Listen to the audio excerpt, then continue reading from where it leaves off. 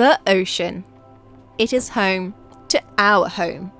And it is time that we finally do a boat tour. Introducing Sailing Vessel Rhythm. Designed by Bill Dixon and built in 1988, she is a Callisto 385 Plus. They took the 38-foot design but built it to 41-foot instead.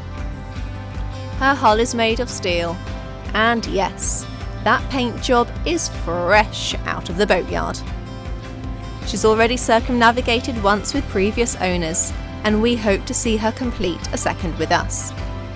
She's survived an over 90-degree knockdown in a 60-plus knot storm, and apparently righted herself with ease, which is very reassuring.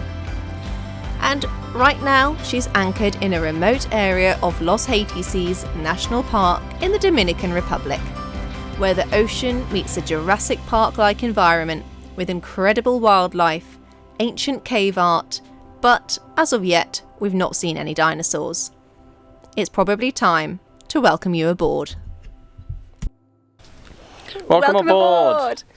We have had our channel for over a year now, and it's about time we really talk through our boat, especially given that we've just finished up with our latest boatyard videos where we really put a lot of TLC, upgrades, a lot of hull work into her, and we really want to show her off now. Yeah, it's about time we do a boat tour. So let's get going. But first, let's introduce ourselves. I'm Tony. And I'm Bryony, and we're two ordinary people who gave up everything for an extraordinary dream. A military veteran turned sparky and skipper. And a wilderness and offshore medicine nurse specialist. Together, we bought an old steel sailboat to sail around the world, from the highest highs to the lowest lows, and facing whatever challenges lie over that next horizon. We are living a big off-grid adventure on a small budget, fueled by determination and our love for a path less travelled. And together we're cut above sailing. Welcome aboard. We're going to start at the bow of the boat and work towards the aft, then go in the centre cockpit and downstairs. At the bow of the boat we've got our roller furler with our anchor that we've recently installed, brand new, 65 pounds M1 Mantis. It's currently in the water obviously because we're at anchor.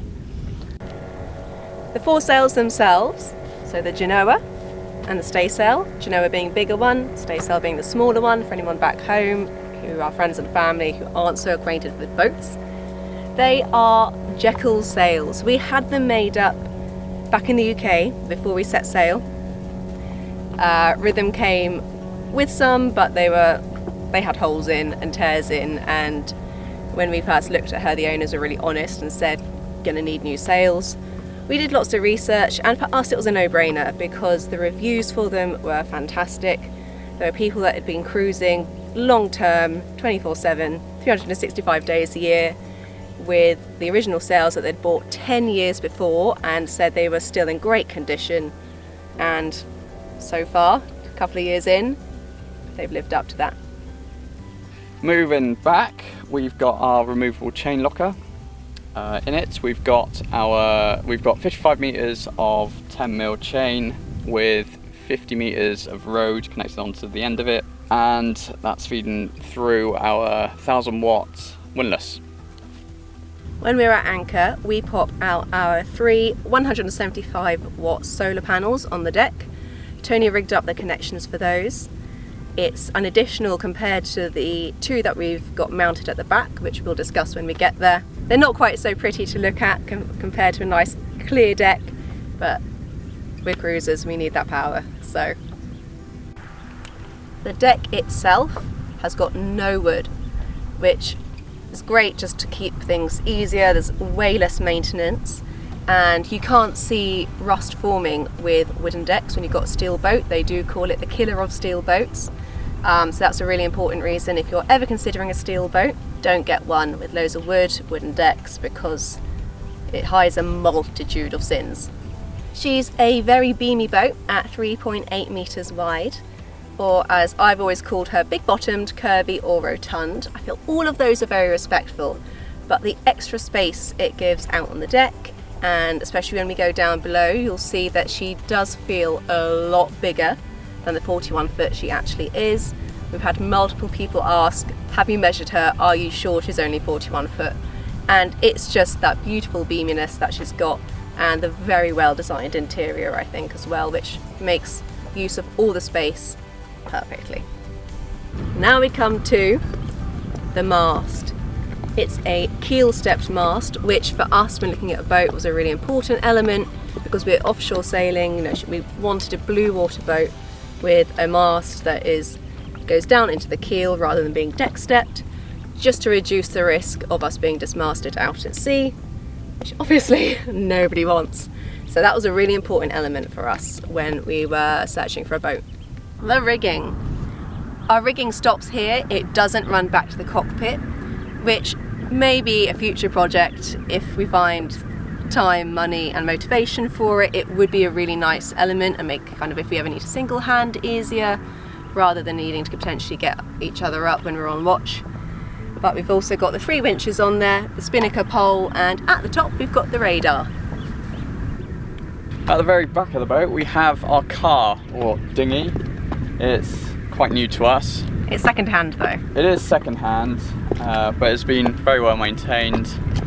So it's really nice, really strong. It's got an aluminium hull, and we've recently bought a Mercury 15 horsepower 2-stroke, which is awesome compared to our last 4 horsepower Yamaha. 2 blue lockers at the back of the boat, which hold, I believe they're 12 kilogram propane canisters, which we use for our gas cooker. So that lasts a really long time, and we are very happy that we've got 2 of them. Here is our hydrovane. It runs through the boat, which is quite a bit of a different install than most, but it's a self-steering bit of kit which is independent from any electrics. It runs solely from the wind, and is also used as an emergency rudder if we ever need it. Here is our lazarette. It's right at the aft of the boat, and it runs the whole width of the boat, so it's really big. We call it our garage because at the moment it's really full. I can't actually get into there, but it stores everything we need for the boat, including generators, ropes, oils, you name it, anything Paddle we don't. boards. It did have 2 bicycles in it. Yeah. Fenders. Our safety equipment at the back, as it were. So we've got a man overboard recovery system. We've got this snazzy bit of gear as well. This, if someone falls over in the swell, it can be very, very hard to keep track of them because the waves are often going to be much higher than their little head floating above the water is. So this is bright, it's colourful, it floats really upright. You throw it in after them, and whichever way that is drifting, be it with the wind or the current, would be the way that the person in the water is often also drifting. So you keep an eye on this and you know roughly which direction you need to go in to recover your crew. We've also got, of course, our life raft. So if the worst were to happen and for some reason we had to get off SV rhythm whilst we're in the water because we're sinking, that's going to save us. To the port side, we have our D400 wind generator, so that's 400 watts. Great when we're kind of sailing and we've got better winds. It really does help to top up that solar. Also got the much needed Starlink on board, which is how you are watching this video. It's really great at anchor, very reliable unless we are out at sea and it's rolly. You know, for the Atlantic crossing and other times it just doesn't work. We couldn't connect with it. We were relying on our satellite phone, our Iridium Go, which struggled as well, but we'll talk about that for the same reason. It's rolly, satellite technology can't always keep up with the movement of the boat. Right aft we have a 200 watt solar panel, which are permanently mounted courtesy of Tony's electrician skills. He rigged them all in. That was one of the earlier things that we put in before leaving the UK. Here we are in our cockpit. It's a centre cockpit rather than an aft cockpit. So there's a dislike attached to this and there is a like attached to this. The dislike is that it's smaller. When we go on other people's boats, most people we know have aft cockpits, which are a lot more open, feels a lot more social. We can have people on board for sundowners more easily, and there's more space. The like is that for a blue water boat, when we're going to be offshore, it's very secure and safe. When you're on the helm, you know, you've got this wedged beside you. If you're on a really big heel or whatever, it's easy to put your leg up. Yeah, you're a lot more secure for it, and there's loads of places as well that we can attach our lifelines, the harnesses, to as well, to keep us safe. So, you know, if there's anything really aggressive happens with the boat movement or a big wave breaks over, we should be really safe and secure. And I would choose that any day over being able to host more people for sundowners. When we are in the cockpit enjoying life outside or hosting sundowners, we do have a table that we can put up. It was a little worse for wear when we first got it, and my dad kindly took it back home and varnished it up and made it look pretty for us again. It's got its nice little ridges, so if it is a little bit rolly, we can use them to stop things flying. We can open it up fully. Before we show you around below deck, we have a confession to make. We picked up anchor and sailed with a sudden weather window to a different country. Thought we could put on the same clothes and no one would know any different. Unfortunately, Tony is now rocking a new accessory. Yes. So we can't. But never mind. Yeah, we had an incident offshore, which is why we've not posted for a couple of weeks now. But we're back. Okay, so we are going to start at the bow and work all the way back to the aft. Nav is currently occupying the bow at the moment, so it's full with her stuff. But as you can see, there's a little bit of room. It's enough for 2 people to sleep, just about. It's not really too much to say about it. We've got a lot of stuff in here, but you can't see it. One of the main takeaways is the windlass box is there, where we can feed the controller up through the hatch and control the anchor from the bow. Then we got quite a few sails under this part, same with right at the bow, and on this side we've got a lot of wetsuits and random bits really. There's 2 lockers on either side. That is about it really. Don't know if you got anything else, Bryony? No. Med stuff there. Yeah, there's med stuff everywhere. Let's not point out everywhere I've got med stuff. People think There's a lot of med problem. stuff. Yeah, look, alright, came in handy. We are now in the saloon. There's a lot going on in here. And these nets are quite bare where the fresh food is. We are currently in the Bahamas. The shops don't really stock a lot of fresh food, and if they do, it's really expensive. But as Bryony mentioned to me just a minute ago, Bryony did make this one. So if you want to look a lot closer at it and admire it, here we go. The seats, which act as beds, we've got lee cloths that can tie up to here, same on both sides. Good thing about Rhythm is a lot of space on this boat that you can hide stuff. So all behind the seats we have storage. This is basically bags and drinks on that side. And below is where my tools are. This side is where all my tools are, probably up to here. And I got a few spares over this side. And on the opposite side, on the starboard side, all of this is currently occupied by food. Canned food, really. We've got a lot of food, which is good. Been in the Bahamas, we stocked up quite a bit. And behind here, more food and blankets and a few electronics. So having such a vast amount of, like, you know, longer provision, canned storage on board is a game changer, especially when we go off grid anyway, to really remote places. This allows us to live off grid for a lot longer. Cupboards, all full, some electronics, naughty cupboard, which is probably the most important one. Currently it's fairly stacked. I won't show it you, but you know, you don't want to judge me on the amount of alcohol we got on the boat. And in the centre we've got, it looks like an ordinary table. It is an ordinary table, but in the centre is where all the electronics are. all the Victron stuff, and the batteries are just underneath here. That pretty much covers the saloon area. Got the med kit in this cupboard. There's little bits, as Tony has said, of stuff everywhere. These are like the emergency ones. So this green bag here is our wound and bleed kit. So if someone's got a wound, a burn, or is bleeding heavily and that needs managing, you know, tourniquets, which is always last resort. People go to those too soon. Is in there, and kind of everything else emergency, so antibiotics, anaphylaxis, seasickness, any sort of sickness, diarrhea. Gosh, that goes on for a long time. I'll talk over that in a separate video, I think. But yeah, so that's my mobile expedition kit. We've also got flares in here, and there's IV fluids just hiding in the back.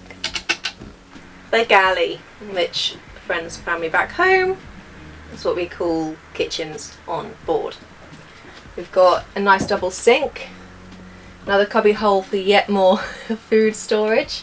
So we've got a couple of kind of cans, long lasting things when we're underway on long passages, just in case, especially at the start when we used to struggle with seasickness more or whatever.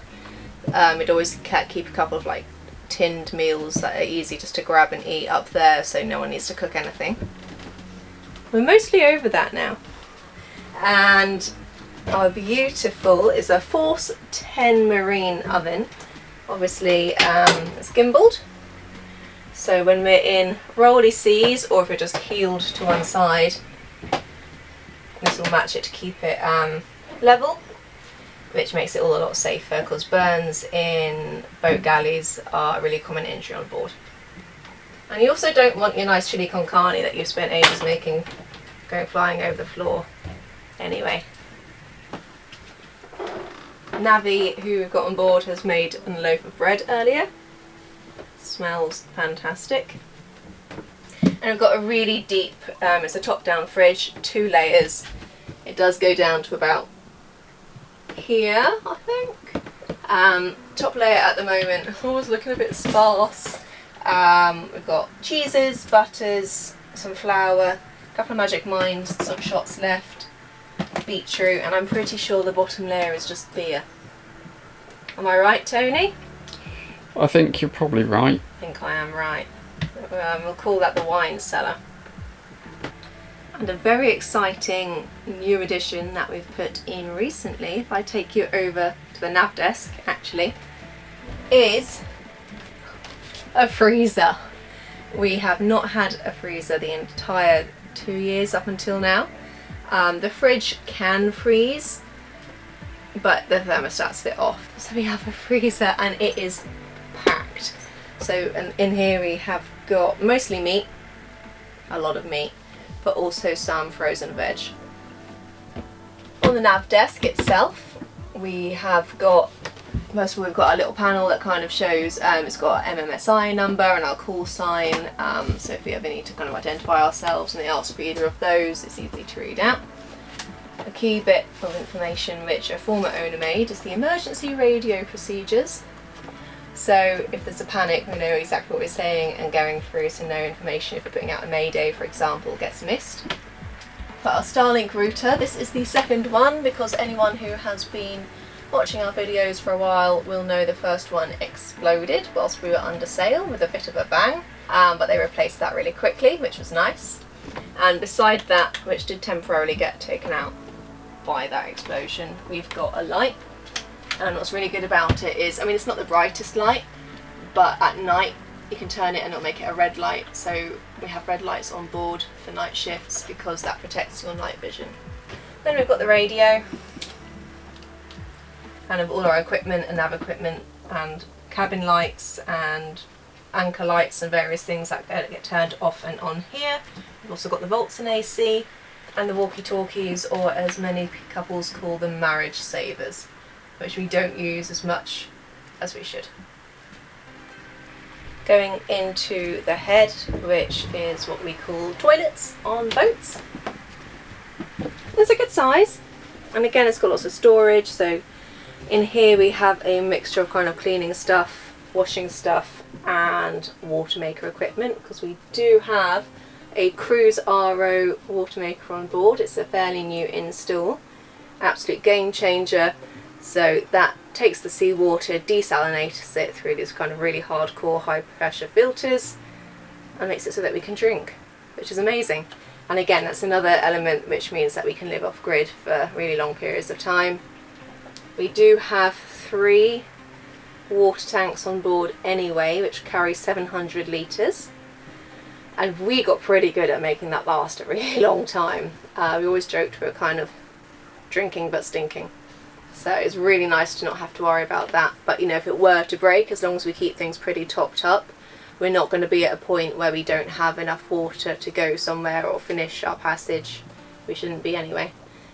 So yeah, but it just gives us more freedom.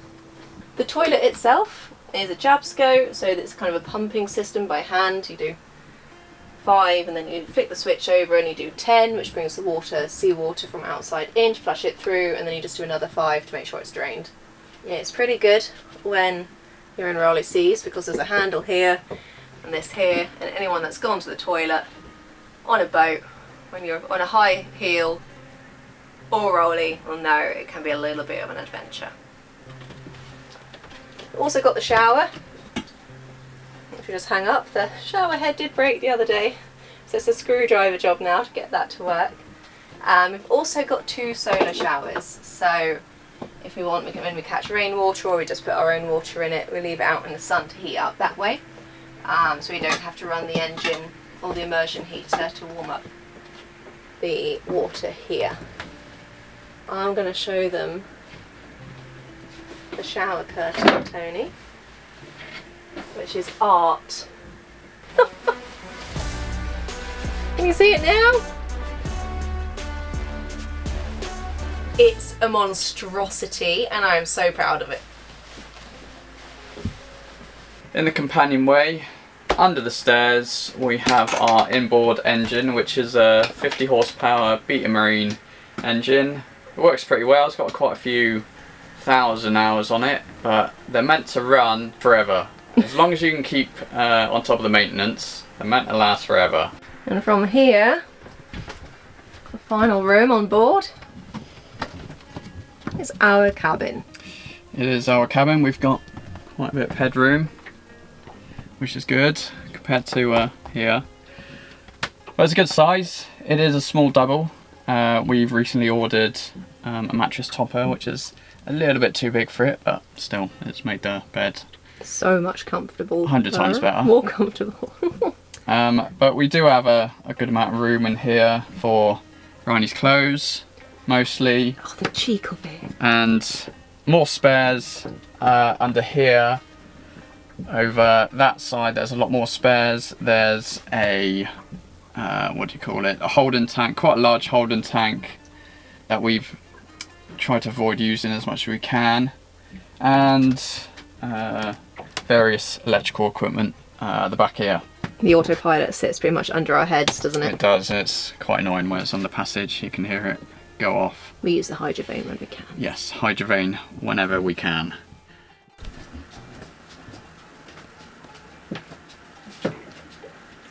And that is Rhythm in a nutshell.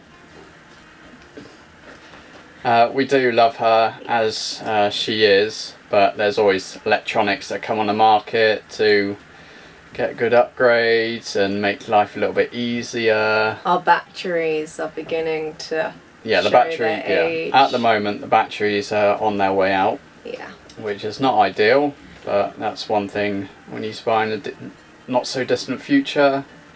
And we're also toying with the idea of going to colder climates.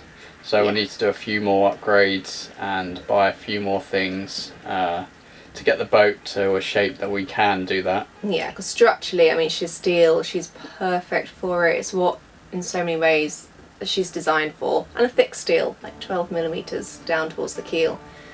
But we would need to upgrade our heater, because we've got a diesel heater on board. But, I mean, it struggled even in the UK in winter. Which comparatively, compared to where we'd like to go, is quite mild. And we've got a Dodger, but we would need really to install a bimini with side panels for better protection in the cockpit, because yeah, we don't want to get cold or really high winds, and just need that personal shelter there whenever in the cockpit or on the helm or on watch. And outside of that, not a lot. Not that those are all very cheap, but Yes. Yeah. I would like oxygen on board for a medical kit. I'm putting that in there, and a defib. Putting that in there too. Yep. Mobile hospital. Yeah, we'll just put that in the back.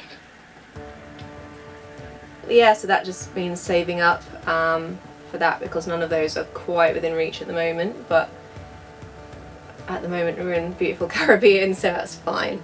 But yeah, that's it. Thank you so much for letting us give you a tour of our beautiful vessel.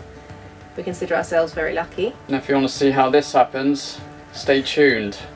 We've got an injury before that one. It's been an interesting season. Yeah, stay tuned. It's there's a lot coming up. Next video, we splashed Rhythm back down into the water after months in the boatyard, and we are gunning for the next horizon. Cue a choppy overnight sail, but hey, when has that ever stopped us? We are adventuring again. It is beautiful. Feels really good. And finally getting to show Tony's sister Navi what boat life is really like, above and below the water.